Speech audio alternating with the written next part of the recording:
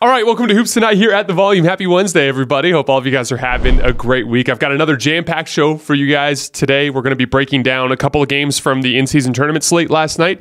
The Clippers and Nuggets played a highly entertaining game. The Clippers trying to get out of this long losing streak, and they had a 7-point lead about halfway through the fourth quarter, and then the Nuggets just started spamming Jokic post-ups as they came out with the win there. Lots of interesting stuff to get into from both teams in that game. And then the Indiana Pacers went into Philly and handled business, beating the Sixers.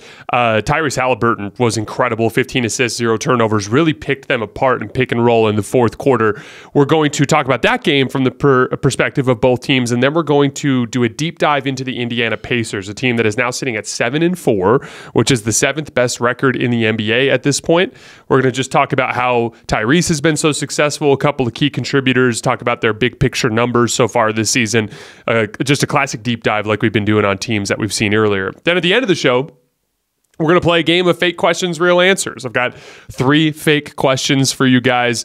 This time, a couple of them to allow me to briefly touch on the Lakers and Warriors games from last night. And then the third one, Draymond Green put Rudy Gobert in a headlock last night, which is objectively funny given the way I've been defending Draymond as of late. So we're obviously going to talk about that for a couple of minutes as well. You guys know the drill. Before we get started, subscribe to our brand new YouTube channel. It would mean a lot to me as we try to get this channel off the ground if you guys would scroll down and hit that subscribe button. Don't forget about our podcast feed, wherever you get your podcasts under Hoops Tonight. Follow me on Twitter at _JasonLT so you guys don't miss any show announcements as well as the video breakdowns that I do. I posted a ton of clips, particularly of Tyrese Haliburton today on my Twitter feed. You're going to want to follow me there to see that stuff. And then last but not least, we need mailbag questions for later in the week. So keep dropping those in the YouTube comments so we can hit them later on. All right, let's talk some basketball. So this Clippers-Nuggets game was a really interesting example of 2 incredibly different basketball teams giving each other problems for different reasons, right? Because the Clippers had an extended run in this game. From about 2 minutes to go in the second quarter to that Kawhi jumper over Christian Braun in the fourth quarter that put the Clippers up by 7, they outscored the Nuggets 58-38. So an extended stretch of them playing some pretty dominant basketball. And one of the main reasons why is on the offensive end, they are actually capable of giving this Nuggets defense, which is a good defense, they're actually capable of giving them some issues. We've talked a lot about this on the show. Like, how would you cause problems for this Nuggets defense? Because this is not a team that has like 5 top-tier defenders out there that's flying around and making plays. This is not the Minnesota Timberwolves, right? Like, there are points in this team where you have advantages where you can attack. They are just incredibly well coached. They have a scheme that works for them. All of their guys are bought in, and they have a handful of guys that are great defensive players. Kentavious Caldwell-Pope is a great point of attack defender. Aaron Gordon is an incredibly versatile defender. Michael Porter Jr. is good in help and recover situations, right? So like they've got guys that are capable, and then the rest of the guys are all just really bought in and they do their jobs. But one of the things that the Clippers can do and have been doing for years now is they get you out of your base scheme by spacing you out with high-level ball handling and then picking you apart from there. And they've done damage over the years to great defensive teams, famously just picking apart the Utah Jazz without Kawhi Leonard by spacing them out and driving and kicking them to death, right? And so, again, when it comes to this particular Nuggets team, if there was a way to score against them, it would be the way the Clippers did for the most part during that game last night. And I know you see, they only scored 108 points, but you got to remember this was a slower pace game, and the Clippers actually scored about 114 points per 100 possessions at that pace during this game, which is a hefty 6 points per 100 possessions more than the Denver Nuggets have been allowing over the course of the previous games that they had played this season. So they were having success in that regard, and obviously it showed on the scoreboard when they took that lead. How did they do it?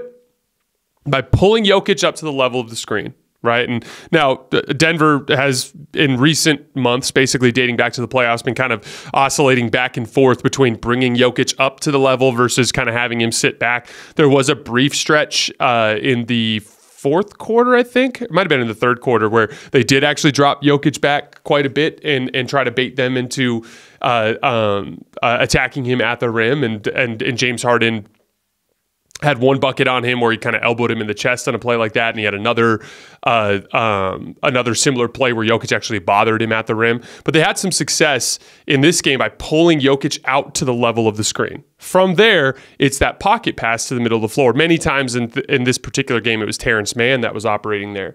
But then on the backside, you have incredibly skilled players, right? Like there's a play where it's PG on the left wing and Kawhi in the left corner. And there, Terrence Mann makes the catch and makes that kick out pass to Kawhi in the corner. And now Kawhi is attacking with an advantage. He ended up missing a little floater on this play. There's another one where it's like Kawhi on the left wing and it's Russell Westbrook in the corner. And Russell Westbrook cuts out of the back weak side corner and dunks it with two hands, right? Like when they were pulling that second defender up to the level of the screen, in this case, Jokic, they're playing 4-on-3 on the backside with really, really skilled players, right? And they were basically at the level on Harden for the most part. There were some stretches where they went a deeper drop on Harden, but then they were up at the level on PG most of the game. PG's just been unbelievable as a pull-up shooter as of late. And then Kawhi Leonard as well. They were kind of showing high. And then from there, down the stretch of the game, there's a lot of classic matchup attacking stuff, right? Like PG face up on Kentavious Caldwell-Pope, who's an excellent perimeter defender, but he's given 3 inches to Paul George. He's a little bit shorter, right? So PG just like hard jab step, elevates over the top, knocks the shot down. Christian Brown does a really nice defensive possession on Kawhi where he traps him there in the middle of the floor. This is the bucket that put the Clippers up 99-92. And it just doesn't matter because Kawhi's so much damn bigger than him. He could just shoot over the top, right? It's James Harden getting Zeke Naji on a switch and just toasting him with that classic, series of between the legs crossovers until it just explodes to the left and gets all the way to the rim for a layup. Like that is kind of like the idealized version of the Clippers and what they're capable of. And that's kind of been a similar problem that they've caused for teams forever. You want to run your traditional coverages, they're just not going to work against us because we can hunt, individual matchups because we've got size all over the floor on the perimeter. And then in pick and roll, like we just have our pull-up shooting is so good and our playmaking is so good that you're just going to be in a position where you're kind of compromised on the backside, right? And so they did have some success against Denver's defense doing that. But the big question is, can you do that to Denver, space them out, cause problems for their defense, while also having enough size on the floor to hang with Denver's size? And the answer is not this Clippers team, at least.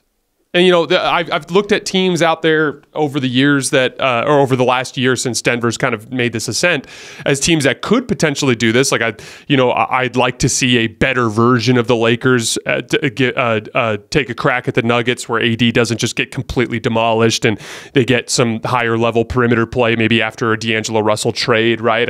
I'd love to see the Milwaukee Bucks have a chance to see Giannis and Brook Lopez battle against those guys while having the firepower that Dame brings to the table, right? Like Boston is another team that's kind of got similar attributes to the Clippers in the sense that they can really space you out and they've got a lot of different guys that can attack matchups. But I am yet to see a team that can do both, that can space out Denver on one end and cause their defense problems while also holding up physically under the Denver interior onslaught on the other end of the floor. Because at the end of the game, when it was 99-92, when Kawhi makes that little jumper to put him up 7, the Nuggets just said, screw all the bullshit. We're just posting up Nikola Jokic every single time down the floor. There was one random possession after Kawhi made the shot where they just played terrible transition defense and Christian Brown threw that lob to Michael Porter Jr. who dunked it with his left hand to make it 99-94. But after that, it was literally a Jokic post up on every single possession.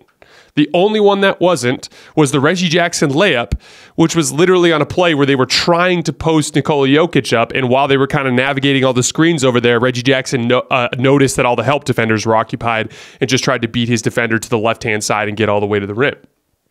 So they didn't mess around.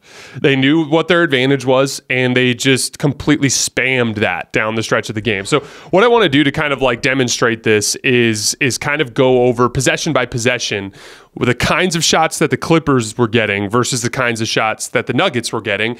And then you tell me whether or not you think if we played that same game 10 times in a row, which team would win. Because I think this is an interesting exercise in shot quality. Because the important context here is Ty Lue does not trust any of the centers on his roster. Obviously, Plumlee's hurt at this point, but he will not play Zubac at the end of games. He's played in just 6 of the 23 clutch minutes that the Clippers have played this year. And if you were going to play him, it'd be in this particular matchup against Jokic, and they didn't do so. Like, for whatever reason, Ty Lue just... When push comes to shove, he feels most comfortable going small. And that's going to be, unless they have an upgrade for Zubac, which I don't think they're going to find this season. I mean, maybe they do. Daniel Tice just got a buyout from the Pacers, and he's going to come over, and maybe he gets some of those clutch minutes. But like, I have a hard time believing that he's going to trust Daniel Tice in those moments, right? I think it's probably going to be PJ Tucker playing center a lot. You know what I mean?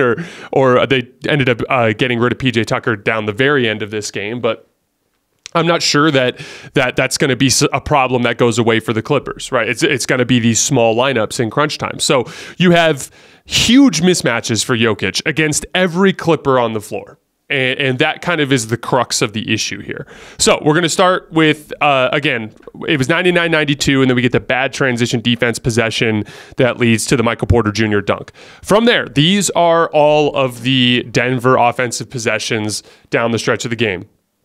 There was a simple dribble handoff between Reggie Jackson and Jokic that got Paul George switched onto Jokic. He posted right in the middle of the floor, hit him with a hard right-hand dribble, spinning over his right shoulder for a short jump shot in the lane. Super high percentage shot. He's going to make that 70% of the time, especially against that type of matchup. He makes it. Very next possession, they run another kind of ball screen on the left side of the floor to get PJ Tucker off of Jokic. Again, like, one of the things I like about the Nuggets is, like, this is an incredibly well-coached team, and they take execution very seriously. So, for instance, like, Jokic can score on PJ Tucker. But, hey, we got 24 seconds. Let's get him onto a smaller defender that's less of a fire hydrant, right? And they were really deliberate about just, like, when they got down the floor, let's run a wedge screen. Most of them, like, there was that one little dribble handoff that I just mentioned where he shot the little turnaround over Paul George. But the rest of them, it was the same action every single time down the floor. You're having, your post-entry, whether it's KCP or Reggie Jackson, come up the left side of the floor. And then Jokic is starting at the right elbow. And what he's doing is he's coming off of like a wedge screen to try to get down to the post, right? And I mean, essentially the idea there, because a lot of teams run wedge screens for post-ups, you're trying to either get the defender in trail position so you can get better post-up position, or to force a switch, right? And in this particular case, PJ Tucker had some success on a previous possession, like pushing Jokic all the way out to the corner on a post catch, and he ended up taking that crazy one-leg fadeaway out of the right corner, right? And like, that's an example of what PJ Tucker could do. Not that Jokic can't eventually solve that, but why not run a basic action to try to get Jokic into a position where he's catching deeper to the basket, or with a better physical matchup against one of the other players on the floor, right? So after he gets the bucket over PG, next possession, they dribble down the left side of the floor. He comes off of one of those wedge screens down to the block and ends up with a post up on Terrence Mann. And PJ Tucker ends up hard doubling Jokic on the face side, right? And in the sequence, they actually force Jokic to miss the shot. He misses like a left-handed weird push shot that barely grazes the front of the rim. The problem is, because PJ Tucker hard doubled, James Harden slid over to kind of go over to PJ Tucker's man, and as a result, Aaron Gordon is standing completely unguarded under the rim, and he just jumps and grabs it and just kind of puts it right into the basket, right? So, like, again, you tried single coverage, scored over Paul George. You've now tried a double team, and Aaron Gordon got an easy offensive rebound putback. Next possession, same thing. Same little wedge screen coming off of the right elbow, and Jokic catches on Kawhi Leonard. Kawhi Leonard's posting him up, backs him down, spins back over his left shoulder, draws a foul. Okay, so now we've gone to the Jokic post up, and there's a bucket or a foul on every single possession, right? Next one, same thing, straight post up of Paul George on the left block. Okay, so Paul George is the guy that gets switched onto him after the wedge screen. He kind of spins off towards the baseline, and Terrence Mann does a really nice job jumping up and offering help, and actually forces Jokic to miss the shot. But again, like, Jokic spun off, so he's at the basket now. And so who's going to get who's going to get the rebound when there's, 3 or 4 Clipper perimeter players and then Nikola Jokic standing there underneath the basket? And he just went up, got his own offensive rebound, and put it back into the basket. Next possession, straight post up of Paul George. This was a really interesting play because Norman Powell hard doubles. The Clippers are sick and tired of Jokic picking them apart. He hard doubles. Jokic just throws the pass right back out to the perimeter. And as the Clippers are rotating back, Norman Powell, who offered the hard help, he had to recover to Aaron Gordon under the rim. Terrence Mann, who was guarding in the weak side corner, had shown on Aaron Gordon on the double team to take away that pass, but now he was recovering back to the corner. And literally, KCP, who again, this is the continuity factor, he's seen this exact look a million times. Jokic is there, guarded in the post. Norman Powell's in the process of recovering to Aaron Gordon. Terrence Mann is in the process of returning to the corner, and there's a little window there as those two guys are moving. And KCP just rifles an overhead pass that hits Aaron Gordon in the perfect spot for him to quick jump up and dunk it into the basket. It was actually an and one, and so now the Nuggets are up by 3. Then we get to the Reggie Jackson drive. So Nikola Jokic is on the right elbow. He's getting ready to come off that wedge screen towards that post-up side, right? All the Clippers basically have their back turned to Reggie Jackson, trying to work on who's going to end up following Jokic down to the post. Reggie Jackson, and against a good perimeter defender, in this case, Terrence Mann is on the ball, and he just hits him with a hard move to his left hand, and this is something that Reggie Jackson can still do. If you give him space, he can beat people off the dribble, and he beats Terrence Mann off the dribble, gets all the way to the basket, and knocks it down. And then the final one, Jokic straight post up of Kawhi. This time Kawhi Leonard's like, okay, obviously if I play it from behind, I'm going to foul him or give up a bucket. So Kawhi fronts the post, gets in front, sits low, does a good job denying that post entry. Paul George offers backside help. And so they throw a pass over the top that Jokic catches up high. PG comes flying in to try to knock it away, and he just feeds it right under the basket to Aaron Gordon because that's Paul George's man. He was bracketing off of Aaron Gordon to help Kawhi fronting the post. It's an easy dunk for Aaron Gordon. So again, like, look at those possessions that I just laid down. That's 1, 2, 3, 4, 5, 6, 7. 7 possessions, 7 consecutive post-ups. And they scored on every single one of them directly as a result of the fact that nobody in the lineup could hang with Nikola Jokic under the rim. And like now we're going to, these are the Clippers possessions. I listed them out. Okay. There were a couple of good ones. There was 2 good shots that they got. There was a play that James Harden brought Nikola Jokic up to the level of the screen, and he ended up hitting Terrence Mann on the left block as he was rolling to the basket. That engaged the low man. He made the extra pass to Norman Powell in the corner. He knocked down a 3. There was another, so that was a wide open catch and shoot 3 for Norman Powell, basically picking the Nuggets apart and pick and roll. Then there was another one where Jokic got onto a switch on Harden, and Harden beat him to the basket, made a nice move, and actually got all the way there. He just smoked the layup. So I would call that a high percentage shot, even though it was a miss. So those were the 2 good shots that the Clippers got. Okay, these were the shots that the other shots that the Clippers got. A Kawhi contested pull-up 3. Paul George missed drifting catch and shoot long jump shot that was contested by Kentavious Caldwell-Pope. Paul George missed impossible pull-up 3. Shot clock violation. Paul George missed impossible pull-up 3. Paul George draws a foul on a pull-up jump shot. That was the one on the left wing where he just kind of like went into his hezzy and just got bumped. So he got 2 free throws there. And then Kawhi missed a really tough left shoulder fade over Aaron Gordon. And then Paul George missed another impossible pull-up 3. And at the end of that run, it was 109 to 104 with 32 seconds left. So we started with the Clippers up by 7 and we ended with them down by 5. Now you might tell me, make or miss league, Jason. But really, out of what I just listed, what's going to happen if you play that game 10 times? You'd be lucky if 1 out of those 10 times Paul George makes the same impossible pull-up threes. And we've seen him do it. He did it against the Lakers in forced overtime. Like, Paul George can get hot and make shots. But if you're banking on you winning games by knocking down difficult, contested pull-up jump shots, while the other team is banking on winning games by force-feeding an incredibly high percentage play around the basket. Like, they scored 7 consecutive times. If you do that 10 times, they're scoring at least, if you play that same game 10 times, they're scoring at least 5 out of the 7 about every time. About every one of those 10 games. Like, there's no version of that where, like, you hold the Nuggets to go 0 for 7. Not with those lineups, not with those personnel mismatches, not with Nikola Jokic on the floor. And so again, like that to me is why it's so important when you're watching film and when we're evaluating these teams to separate process from results. Because when you get into a 7-game series, you got to do it 4 times. You got to do it 4 times in 2 weeks.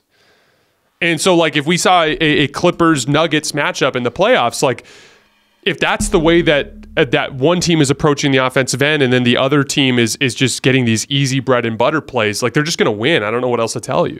Now, from 109, 104, it got a little weird. Reggie Jackson missed both of his free throws, and then Kawhi got that weird call on the missed dunk, and then Jokic turned it over against the Clippers' backcourt pressure. And so, as a result, Paul George got a chance to tie the game with a pull-up three, but he ended up shooting it into the side of the rim, and it got wedged in there between that and the backboard as the Nuggets got away from the win. Or got away with the win, I should say. But I thought it was really interesting because, this is a consistent thing that I've seen around the league in general with general managers. And we saw this with the Nets. Like, we're getting KD, Kyrie, and James Harden. We got the Suns, we're getting Kevin Durant, Devin Booker, and Bradley Beal. We got the Clippers, we're getting Kawhi Leonard, Paul George, and James Harden with Russell Westbrook, right? Like, this idea of we're just going to put together all of these pull-up shooters, and we're just going to be so hard to guard because of all of our pull-up shooting game that we have. And really, pull-up shooting, I've always said, is a ceiling raiser. It's a thing that pushes your team over the top. It should never be your bread and butter. There's one player that I can remember in NBA history who, like, pull-up shooting was kind of their bread and butter and and it's Steph with the Warriors. But even then, it's like not really, though, because he works off ball so much. And, like, the Steph off-ball actions produce so much reverse gravity away from the rim that, like, there's all this high percentage stuff happening around the rim. And again, like, what did I say were the high percentage plays for the Clippers down the stretch? It was the James Harden pick and rolls.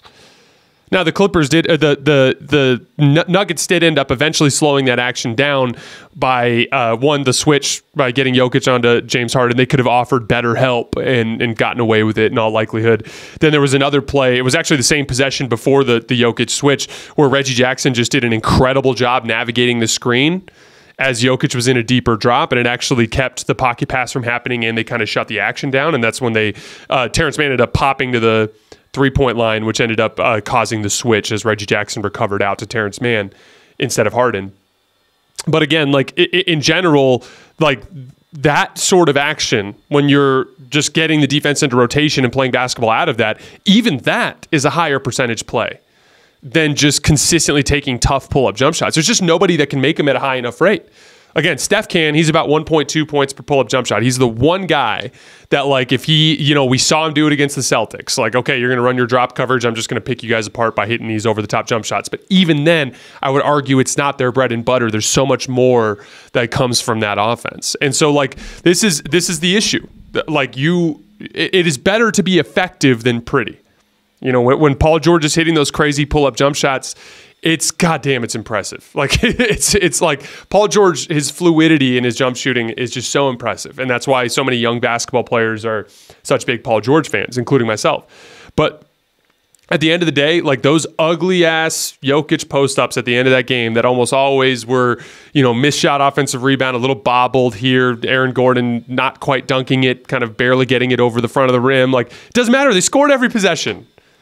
I mean, I don't know the numbers off the top of my head, but I think it was 15 points in 7 possessions because it was all buckets on all of them and then the and one on the Aaron Gordon play. That's 15 points in 7 possessions. Like, that's really reliable basketball. Now, a couple things. On the Clippers side, there was some upside, right? Like, I think you saw some of the potential of that group offensively. But like I said, one of the downsides of the James Harden trade is you sent out all your forwards, all of them, literally. And you brought back a forward that was shorter than all the forwards you sent out. And you sent out your one really athletic young forward, right? You sent out one of your best perimeter defenders in Nick Batum. So, like, in that situation, you've created other physical mismatches elsewhere on the floor. I think Daniel Tice will help. He's a perfectly fine backup center option. But in order for me to, like, truly get behind the Clippers as a potential contender, I would need to see the offense kind of develop into a more consistent version of what we saw last night. And then I really think they need an upgrade in the forward spot. Like, just another body out there so that when they go small, they're bigger than they looked last night.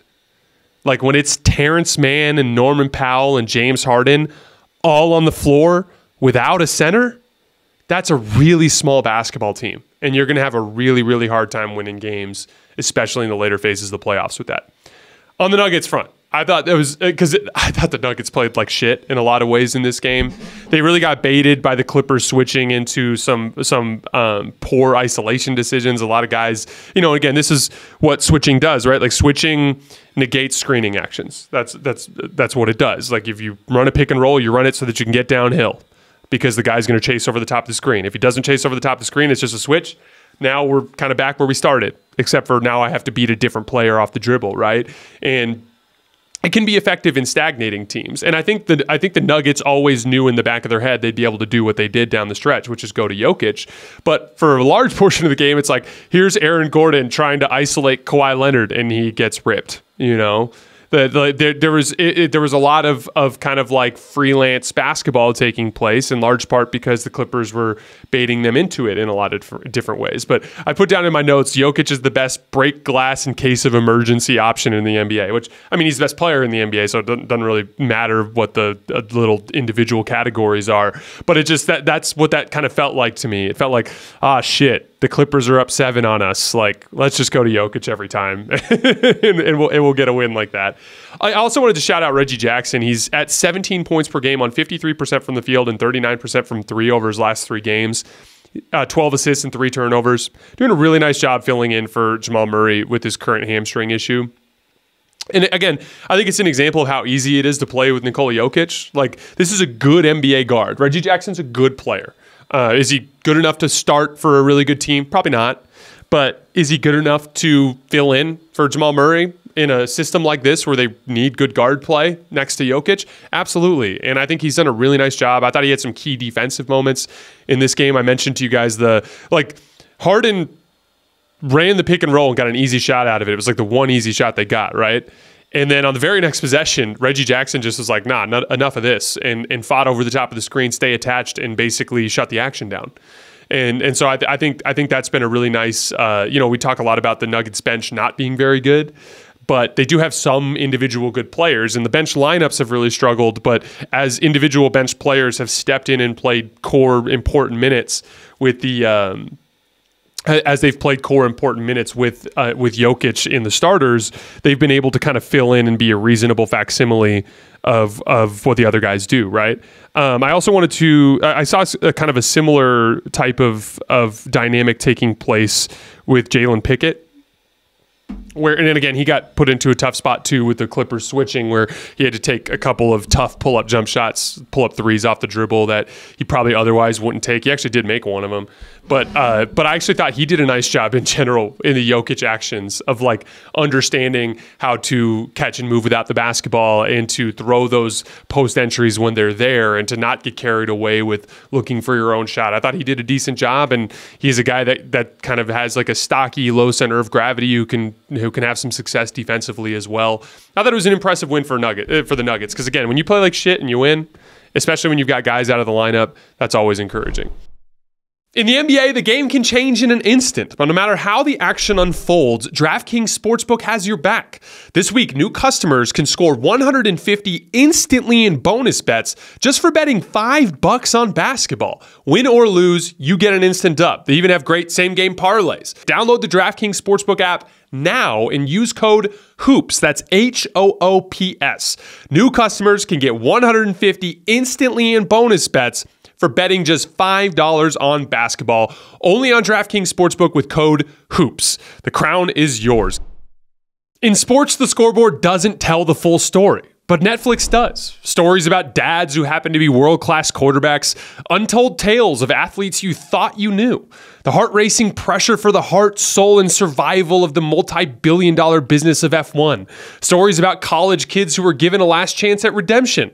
David Beckham's meteoric rise to not only becoming a global soccer phenomenon, but also becoming one of the biggest celebrity couples in pop culture. From upsets to injuries, from comebacks to victories, we get to see it all with Netflix Sports.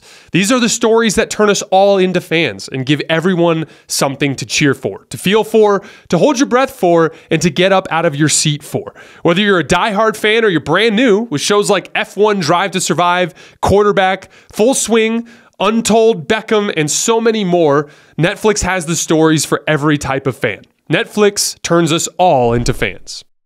All right, let's move on to Pacers-Sixers, the Tyrese Haliburton show. I thought the way that he picked apart the Sixers defense in this game was super impressive because like there's three layers to the pick and roll attack, right? Like there's the on-ball layer, there's the roll man layer, and then there's the weak side layer, right? And you have to be a legitimate threat at all three layers in order to make yourself difficult to guard there. And Tyrese just kind of slowly built this fear in the Sixers defense that manifested in a shit show of a defensive quarter for the Sixers in the fourth quarter. And I wanted to kind of break that down. So it started with pull-up shooting, right? So Tyrese makes like 4 pull-up threes in the first half. And by the way, he's up to 25 for 62 on pull-up threes this season. That's 40.3%. And that essentially put the Sixers in a position where now they're starting to consistently come out to the level of the screen. And it just in general, they're overreacting to Tyrese Haliburton on-ball reps, right? Then he started burning them on the weak side by hitting cutters coming out of that weak side corner. Obi Toppin in particular had a bunch of these in this particular game. We're going to talk about Obi Toppin later, but like one of the big things that's made him a seamless fit with this Pacers team is that he just is a very good cutter. And he's been one of the best cutters in the NBA to start the season this year. So like if you're burning a team at the point of attack by hitting pull-up jump shots, which is pulling the roll man, the screen defender out, and you're also burning the low man, because when the low man comes over to tag the roller, that's where the cutter's open, right? If you're consistently burning that with cutting out of the weak side corner, that can open up some things where the roll man has some space, right? Because if you're taking away the on-ball guy and the low man's hesitant to help, there's opportunity in there for the low man. And what was interesting is like Miles Turner was in foul trouble all night and had 15 points in the fourth quarter of this game because he was just getting all the space in the world to kind of navigate and operate in that short roll area. And again, like it was so funny because in the fourth quarter, it was like a total shit show because the Sixers just had no idea what to do. On the possessions where they didn't tag the roller, Miles Turner would get a bucket. There was a possession where they tagged the roller and Tyrese Haliburton just throws a lob and Obi Toppin comes flying in from the weak side, just dunks on Tyrese Maxey's head and screams and yells. And then it's like final Embiid kind of runs a more traditional drop coverage and Tyrese Haliburton just hits like this amazing right-handed scoop shot off the glass. There was another possession late where Embiid kind of like did his quick show, but then quickly recovered back to Miles Turner, and Haliburton just bam hits a left-hand step back dribble onto the left wing and knocks down another pull-up three-point shot. They just had literally nothing they could do with him. He absolutely and utterly picked them apart. And again, guys, this is an elite defensive team in the Philadelphia 76ers. No one was safe. Now, again, we'll talk about, I'm not going to talk too much about the Sixers today because I want this to be more of a Pacers focus. But like Tyrese Maxey did not have a good defensive game, and he's still a young defensive player, is super active and is always playing hard and has good quickness, but his defensive instincts and anticipation are just a little bit off. And he was responsible for a few of those early Tyrese Haliburton pull-up threes, and obviously at the point of attack, he couldn't hold his own in the fourth quarter and was in trail position too frequently and not applying good back pressure. Like obviously Tyrese Maxey is a weak point there, but the rest of the lineup that you have out there is good defensive players, and he was just completely picking them apart. Tyrese Haliburton, I should say, has been the best pick and roll player in the league by a mile to start this year. He's run 218 pick and rolls that have led to 283 points. That's 1.30 points per possession. That is preposterous. There are 30 players in the NBA to run at least 100 pick and rolls so far this year, and Tyrese is comfortably ahead of the field. He's at 1.3. Luka Doncic is in second place at 1.11. We're not talking about a small gap here. That's a 17% gap. He is 17% better than the second best pick and roll ball handler in the league. And so again, like we talk about that dynamic of the three different levels of pick and roll shot creation, right? Shot making at the point of attack area, the roll man, the weak side, and obviously passing is the connective tissue that puts all those three together. Passing from the ball handler to the roll man or to the weak side corner, passing from the roll man to the weak side corner, like that is all connective tissue there. But Tyrese in particular puts it all together because he is great in all three areas. So we talked about the pull-up shooting, obviously 40% on pull-up threes. For the season, a Tyrese Haliburton pull-up jump shot is worth 1.22 points per possession. That's insane. We talked about like that. We talked about this with the Nuggets, but the idea of what's untenable for a defense to allow. Like, you want to know why the Nuggets were just letting Paul George and Kawhi work one-on-one and take tough pull-up jump shots? Because they'll probably make half of them. And they're mostly twos. So that's a point per possession. That's a totally acceptable, arrangement for a defense. And in all likelihood, they're probably only going to make 40, 45% of them. And now you're down at, 9/10 of a point per possession, right? You have to be able to cause such, destruction to a defense that it's untenable for them to continue. And when you're getting 1.22 points per pull-up jump shot, that is a real easy way to have opposing coaches like, hey, we got to show high on this guy. Like, we can't give him this shot. If he does, he's literally going to kill us. And that's literally what happened in the first quarter when he sat there and made the shot time and time again, right? Then he's got this deadly floater in the mid-range. He's 13 for 23 on floaters this year. That's 56% or 1.13 points per shot. That's really good. And then he's 66% in the restricted area on 2.3 makes per game, which is not amazing, but it's solid. It's perfectly fine. I would even argue it's a little above average for an NBA guard. And we talked about that little scoop finish that he had over Embiid. Because Tyrese is not an elite athlete, but he's got good size, and I think he has elite start-stop quickness. I think he can get to his spots in large part because of his ability to go from like those hesitation moves to good, quick, explosive dribbles, that first step to get to where he wants to go. And then he has all the shot-making stuff from there. But then you have to be able to make the reads. And it's funny. I hate, there's a certain amount of play. There's like two different kinds of like good playmakers in the NBA, in my opinion. There's like the Jason Tatum, Giannis class, where it's like, or I'd even throw Kawhi Leonard in there in terms of relative to what he used to be, where it's like, this guy's starting to kind of figure out how to make teams pay for throwing the kitchen sink at him. And he, he's averaging 6 or 7 assists a game or whatever, like Kawhi, went from a guy who just was just a flat out terrible playmaker to now he's good at it. Like, he's not great, but he's good. He's fine. He's average, slightly above average type of playmaker, right? There's always like a chasm though between those guys and like the really good playmakers at the top of the league. And I've always thrown in Nikola Jokic, Luka Doncic, LeBron James in this group. Chris Paul is in this group when he was in his prime and he could score the ball more. Tyrese Maxey's in this group.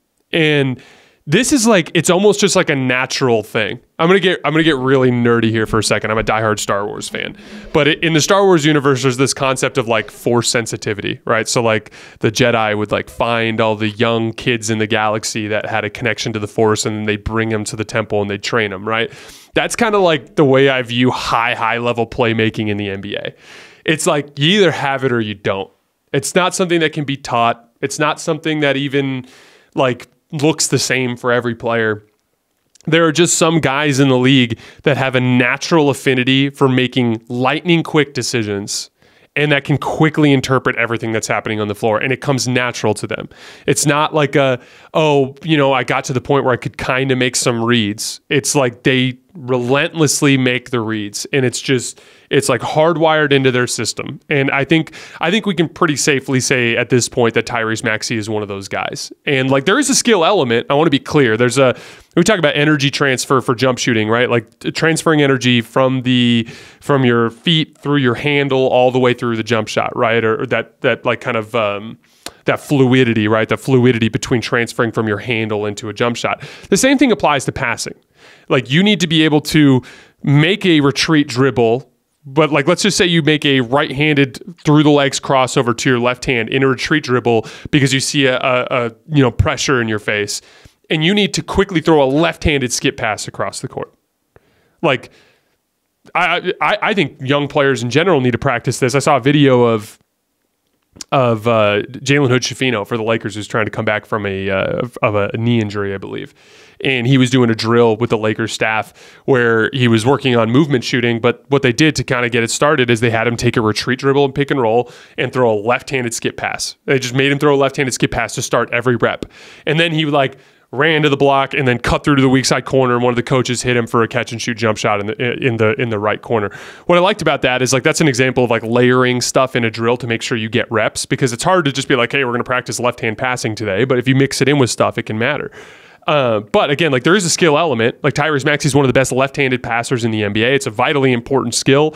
Again, like specifically that left hand, because most pull-up jump shooters that are righties are most comfortable shooting pull-up jump shots when the ball's in their left hand. They want to drive left, hit that high hesitation, and then rise into a jump shot.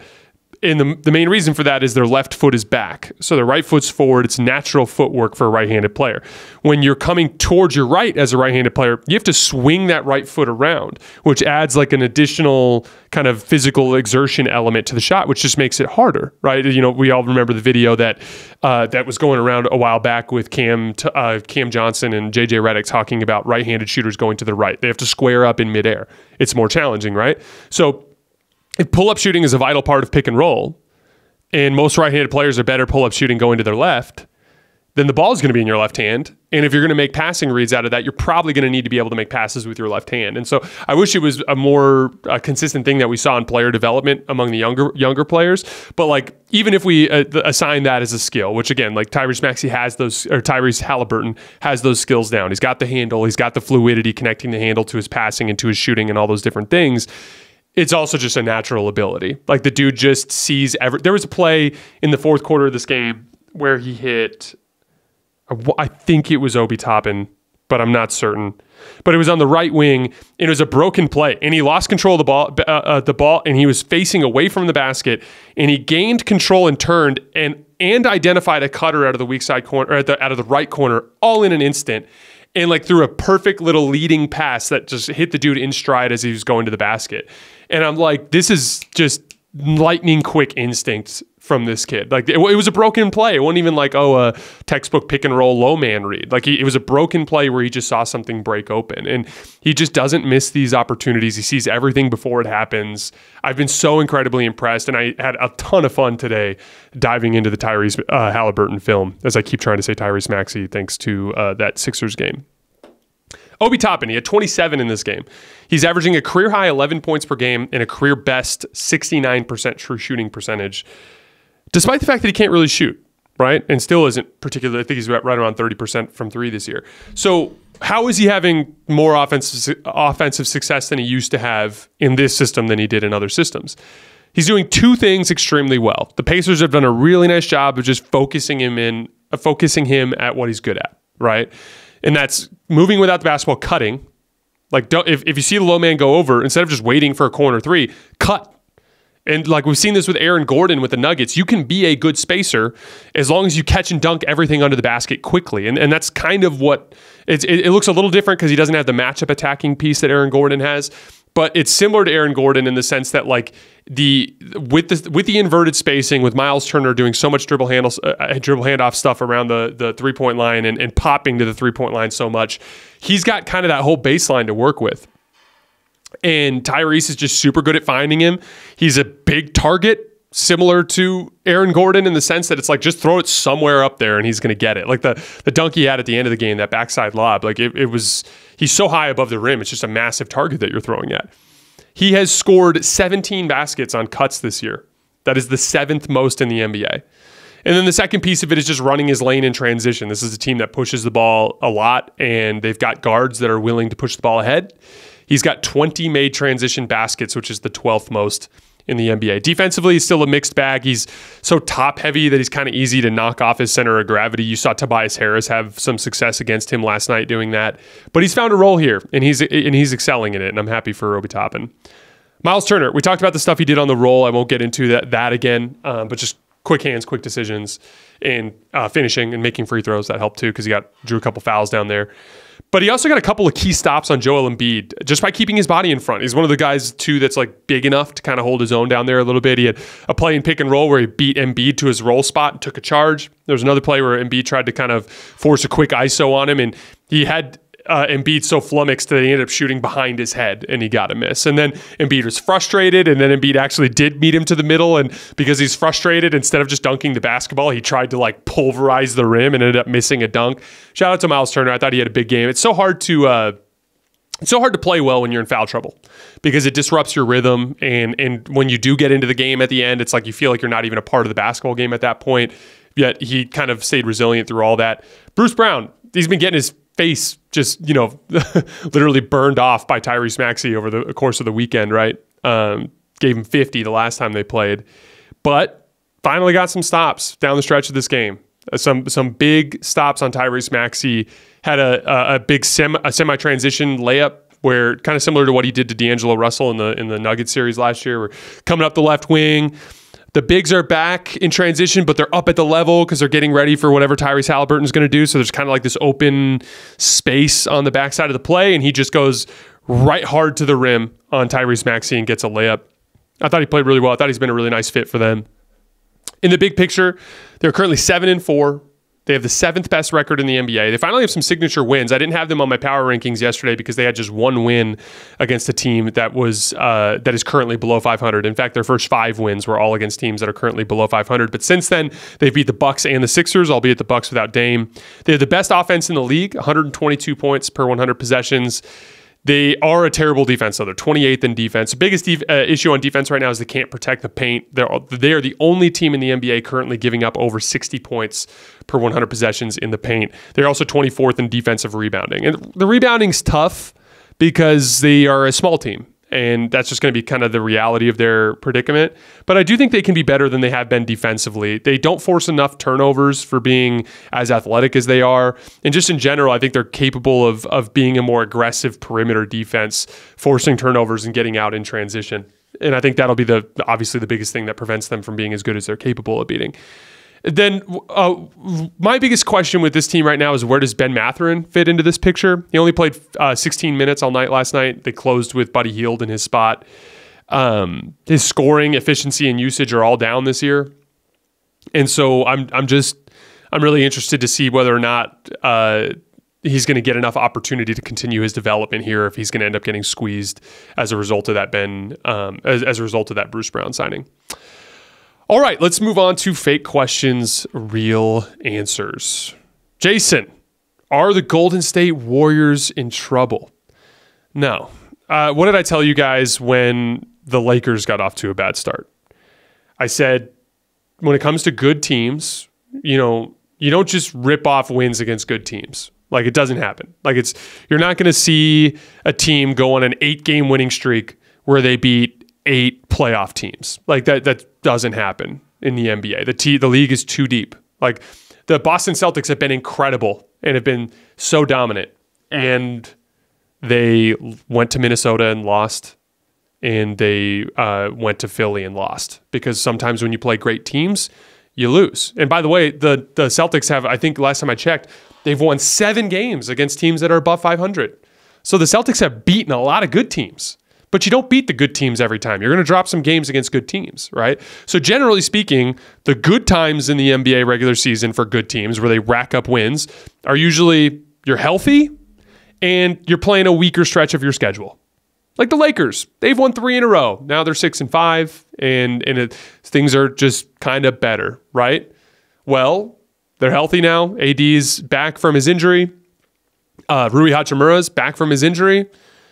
And they played 3 opponents in the Suns, the Blazers, and the Suns, the Blazers, and the Grizzlies that are combined 9-22. So again, like that's when they will go on a win streak, right? And that's the thing with the NBA is like then you're gonna have these down stretches where it's like we're playing some tough opponents and guys are hurt. And like all of a sudden it's like, oh shit, we lost 2 or 3 games in a row, or we lost 4 games in 5 tries. That's what happened to the Warriors. Like, Steph is hurt. Steph got hurt, and you're playing a really tough stretch of your schedule, and now you're dropping games, right? Like, you had a bad matchups. Like we talked about, the Warriors' toughest matchup for them is elite rim protection teams that have good perimeter defenders that can kind of pressure the ball and force them to back cut into their rim protection, right? That's the type of team that causes the Warriors problems. They lost to 2 of them over the weekend, and then they dropped a game where their best player was out. So, like, does that, to me, reflect the big picture of Golden State? No. Like we talked about, if they're going to beat those sorts of teams, they need more scoring punch, right? Like they're going to need Klay and Chris and Andrew Wiggins to get back to form, right? But at the same time, Andrew Wiggins is playing really poorly. I don't think that's going to continue throughout the season. Like they have ways to fix that within this locker room, within the scope of this current regular season, right? But this is what the bad times look like. Injuries, tough schedule. They lost some games. It happens. What did I expect from the Warriors this season? If you guys remember in the season preview what I said, I viewed the Chris Paul trade as a playoff ceiling raiser, but that within the scope of the regular season, I still thought they would struggle some and that they'd be kind of in the middle of the pack. Kind of seems like where we're headed. But like, I'm not ready to write off the Warriors over this streak. They're one of only 6 teams in the NBA right now with a winning record over 500 or better teams. They've won 4 games like that this year against 500 or better teams. They have quality wins. The Steph injury is not serious. He's going to be back. We'll talk about Draymond in a minute. He's going to be suspended probably, but he's going to be back. Like the Warriors are not done. This is just what the downtimes look like. And just in general, as an NBA, fan base, we all need to do a better job of like kind of understanding that within the 82, there are going to be highs and lows. There's no steady ascent into greatness. Like even let's look back at the year that they won the title. They start 15-1 in large part because they're healthy and there was some easy games on the schedule, right? They get off to a great start for the first, 2/3 of the season. And then Steph gets hurt. And then they start dropping games. And it's like the sky is falling. And then everyone gets healthy in time for the playoffs and they win the title. So again, like just in general, we need to, these little 3, 4, 5 game windows where teams don't play well, we need to do a better job of compartmentalizing and not overreacting to. These 10, 15 game stretches where a team looks somewhat mediocre, but key players are out of the lineup. Like all that tells me is, if that key player misses the playoffs, then they might not be able to win a series. You know what I mean? But I think that's so interesting because like my next question is, Jason, have the Lakers finally figured things out? And I mean, this is what the good times look like. Easy schedule, guys healthy. You're going to rack up some wins if you're a good team, right? And there are some encouraging signs, right? Their shooters are making shots finally. Like I talked a lot going into the winning streak about how what's so bizarre about this Laker team is D'Angelo Russell, historically good shooter, not making shots. Austin Reeves, historically good shooter, not making shots. Gabe Vincent, historically good shooter, not making shots. Taurean Prince, historically good shooter, not making shots. Like all those guys were shooting horribly compared to their career averages, right? And like what you've seen over this recent winning streak is those guys have started to make shots, and that's good. That's positive regression. That's a good sign, right? A lot of better offensive process as well. I think that has led to that, but we're not going to get into that today. Anthony Davis appears to be over his hip issue. Like he was moving great last night. That's good. Help is on the way. Jared Vanderbilt's going to come and help with a lot of their perimeter defense issues. And then I want to shout out D'Angelo Russell. He had a big game. I think he hit 6 threes last night. I think he's in a tough spot in a lot of ways because I said this on the show. Some Laker fans disagree with me, but I think that D'Angelo Russell getting traded is one of the safest bets of this NBA season. He plays the exact same position as Austin Reeves and does all the exact same things their D'Lo's a little bit better as a passer. Austin's a little bit better as a scorer, in my opinion, especially within the playoff context. But like they're more or less the same player, and they're both limited athletes, so they can't play together.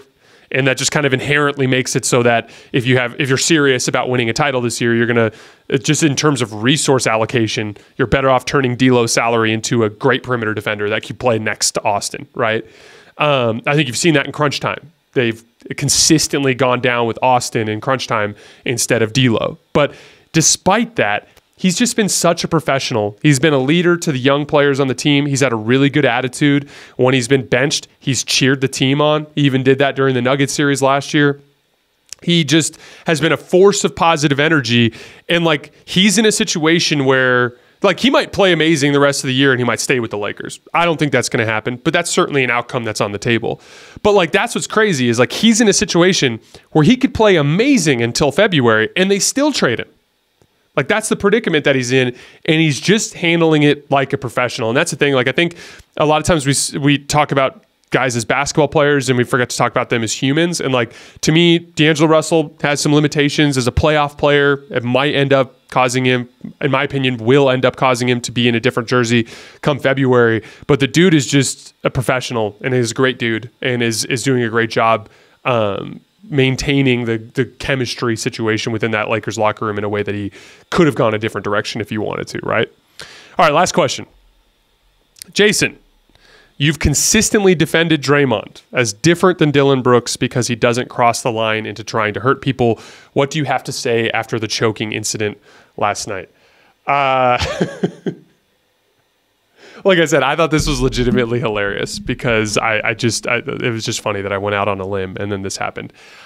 Do I think it's the same as, trying to clothesline a guy who's going up for a dunk and breaking his elbow? No. Do I think it's the same as deliberately rolling up on someone's knees and trying to break their ankle or whatever the hell Dillon Brooks was doing? No, it's not the same as that, but it was bad.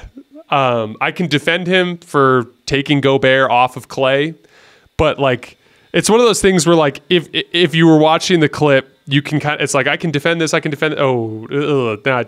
Now I definitely can't defend this. Cause it was he didn't just put him in a headlock. He locked it in and then held on for a long time. And then after that held on for longer. And so here's the thing. It was clearly out of line. I think he's probably going to get a pretty significant suspension and he's going to deserve it. And unfortunately, making that decision and putting your team in a predicament where they're in a losing streak and they need their players available, I think it was a mistake. But at the same time, obviously, I don't think that's the same as that. That's classic Draymond doing too much. But it's not the same as actually trying to hurt people. Unless you think Draymond was trying to kill Gobert, which obviously is just super dramatic. Rudy made some comments after the game that were dramatic in that regard. Obviously, Draymond's not trying to hurt anybody. He just crossed a line and did something that's going to get him into a suspension situation. And like I said, when it happens, I will agree with the suspension because, here's the thing. Klay and Jaden McDaniel started the fight and Rudy Gobert pulled Klay off. And what was interesting about it was Rudy kind of had a similar type of thing going on, but then he didn't lock in. He pulled Klay off and his hands were near the neck, but he didn't lock in. Draymond did the same thing to start and then he locked in. And from there, it's that's just completely indefensible. So whatever happens will be deserved at that point. All right, guys, that is all I have for today. As always, I sincerely appreciate you guys for supporting the show. We will be back with more instant reactions and deep dives tomorrow.